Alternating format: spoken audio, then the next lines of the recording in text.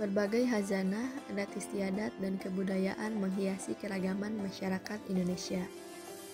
Salah satu bentuknya adalah kepercayaan lokal yang tidak jarang berasal dari daerah-daerah yang memiliki keindahan alam yang memesona. Salah satunya adalah kawasan Jarah Godog yang berlokasi di Desa Lebak Agung, Kecamatan Karangpawitan, Kabupaten Garut, Jawa Barat. Untuk menuju makam ini, Anda dari arah alun-alun Tarogong menuju Bundaran Suci, mengambil jalan Karangpawitan sampai ke Ciparai. Dari Ciparai, ada gapura sebelah kanan sebuah jalan desa, dan ikutilah jalan tersebut sambil sesekali menanyakan ke warga setempat. Lokasinya berada di atas puncak gunung, dan untuk mencapainya harus melewati puluhan anak tangga yang sangat menantang bila sedang turun hujan. Meskipun demikian, walaupun sedang hujan atau hari telah larut malam, kawasan itu tidak pernah sepi dari pengunjung yang ingin berziarah. Banyak orang yang penasaran mengapa tempat itu selalu ramai oleh pengunjung, baik dari daerah Jawa Barat maupun luar Jawa Barat, bahkan dari mancanegara. Sebenarnya, apa yang menjadi daya tarik tempat ini? Mari kita bahas satu persatu. Selain menyajikan keindahan alam, hutan pegunungan dengan pepohonan yang tinggi-tinggi dan besar, sawah yang hijau menghampar, serta udara yang sejuk menyentuh badan. Daerah wisata Jarah Godog memiliki nilai sejarah lokal, karena makam Godog adalah sebuah makam wisata ziarah yang terdapat di kota Garut, tepatnya di Desa Lebak Agung, Kecamatan Karangpawitan, Garut, Jawa Barat.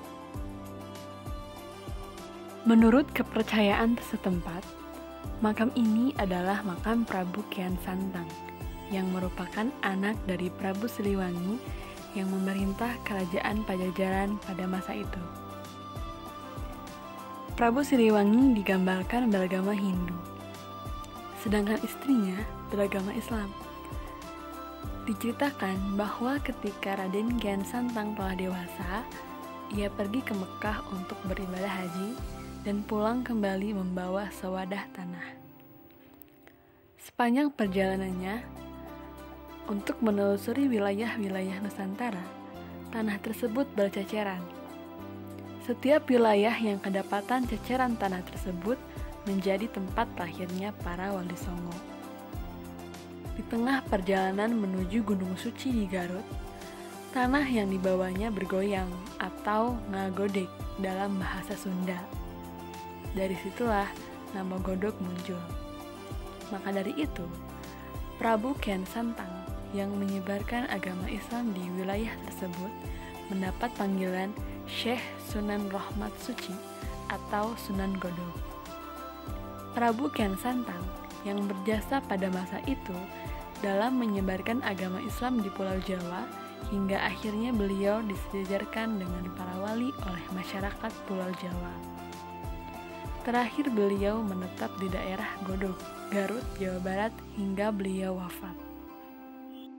Saat ini, makam ini selalu didatangi oleh banyak peziarah dan menjadi objek wisata makam Godog yang dikeramatkan.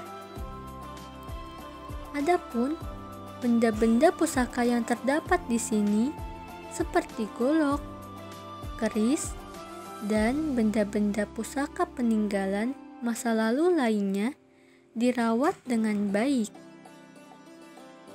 Setiap tahunnya, tepatnya setiap tanggal 12 Mulud, benda-benda tersebut selalu disucikan dengan air yang sudah ditaburi dengan kembang 7 rupa dan selalu digosok dengan minyak wangi agar benda-benda tersebut tidak mudah berkarat.